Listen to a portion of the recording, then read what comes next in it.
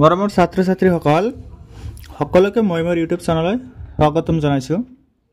আজিৰ এই ভিডিঅ'ত আমি আলোচনা কৰিম নৱম শ্ৰেণীৰ গণিতৰ অনুশীলনী 14.1ৰ প্ৰশ্নসমূহ। 14.1ত আমাৰ দুটা প্ৰশ্ন আছে, এই দুটা প্ৰশ্নৰ আজি আমি সমাধান কৰিম।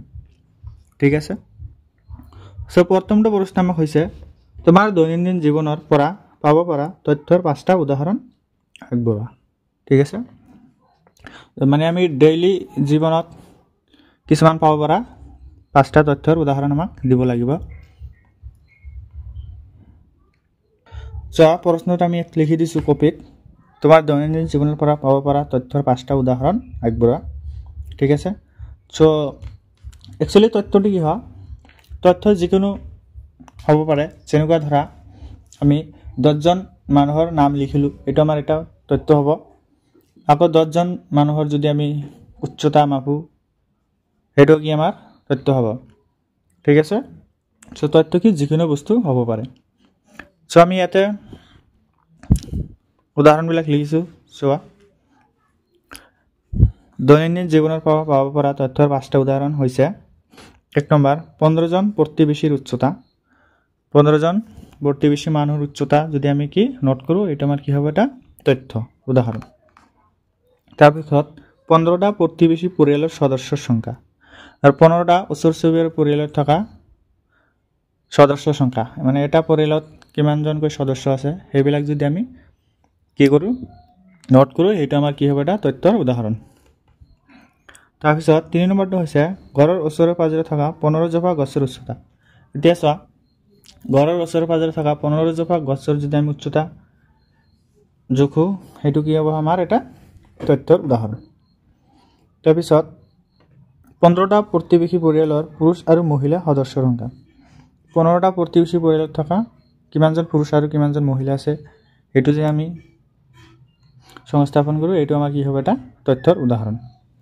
ঠিক আছে, তাৰপিছত 5 নম্বৰটো হৈছে দূৰদৰ্শন বা বাতৰি কাকতৰ পৰা পোৱা নিৰ্বাচনৰ ফলাফল।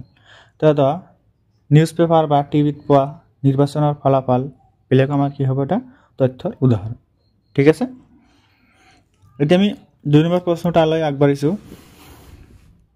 2 নম্বৰ প্ৰশ্ন আমাক কি কৈছে, ওপৰৰ প্ৰশ্ন 1ত উল্লেখ কৰা তথ্যসমূহক প্ৰাথমিক আৰু দ্বিতীয় শ্ৰেণীৰ তথ্য হিচাপে ভাগ কৰা। ঠিক আছে, 1 নম্বৰ প্ৰশ্নত যে আমি 5টা তথ্যৰ উদাহৰণ দিলোঁ, ইয়াৰে কোনকেইটা প্ৰাথমিক তথ্য হয় আৰু কোনকেইটা দ্বিতীয় শ্ৰেণীৰ তথ্য হয়, এটা আমাক ভাগ কৰিব লাগিব। হ'ল, আমাৰ প্ৰথমে জানিব লাগিব প্ৰাথমিক তথ্য আৰু দ্বিতীয় শ্ৰেণীৰ তথ্য কি হয়। আমি ইয়াতে লিখিছোঁ তথ্যৰ প্ৰকাৰ। প্ৰথমটো হৈছে প্ৰাথমিক তথ্য বা মুখ্য তথ্য।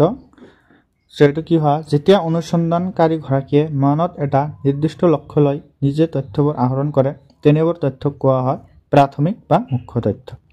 উদাহৰণস্বৰূপে এটা শ্ৰেণীৰ 15জন ছাত্ৰ ছাত্ৰীয়ে গণিতত পোৱা নম্বৰসমূহ।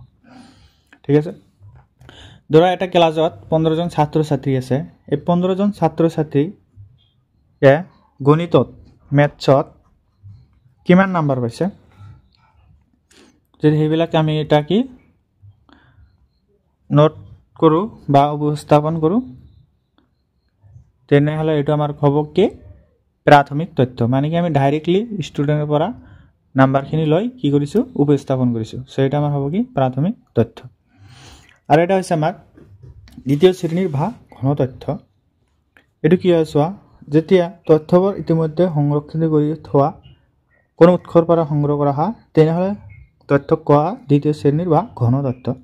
উদাহৰণস্বৰূপে দূৰদৰ্শন বা বাতৰি কাকতৰ পৰা পোৱা নিৰ্বাচনৰ ফলাফল। এতিয়া চোৱা, যেতিয়া আমি নিউজ পেপাৰবিলাক বা টিভিত যে নিৰ্বাচনৰ ফলাফলবিলাক চাওঁ, এতিয়া কি নিৰ্বাচনৰ ফলাফলবিলাক কি আমি ডাইৰেক্টলি পাই যাওঁ, তাৰ পৰা আমাৰ কোনো কি ৰিচাৰ্চ কৰিব নালাগে, সিহঁতে কি ৰিজাল্টটো আমাক ডাইৰেক্ট কি দেখাই দিয়ে। আমি কি এটা ডাইৰেক্ট উৎসৰ পৰা তথ্যটো পালোঁ। এইটো আমাৰ কি হ'ব, দ্বিতীয় শ্ৰেণীৰ বা ঘন তথ্য।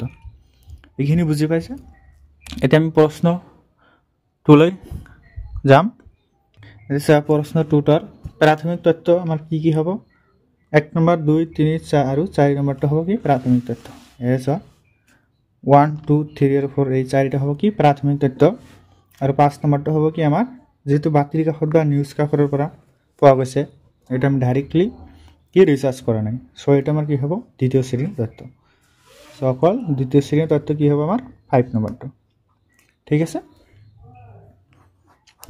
সো আজিৰ ভিডিও এইখিনিয়ে যদি ভিডিওটো ভাল লাগিছে তেনেহলে তোমালোকে লাইক কৰিবা আৰু চেনেলটো সাবস্ক্ৰাইব কৰি দিবা থ্যাংক ইউ সকলোকে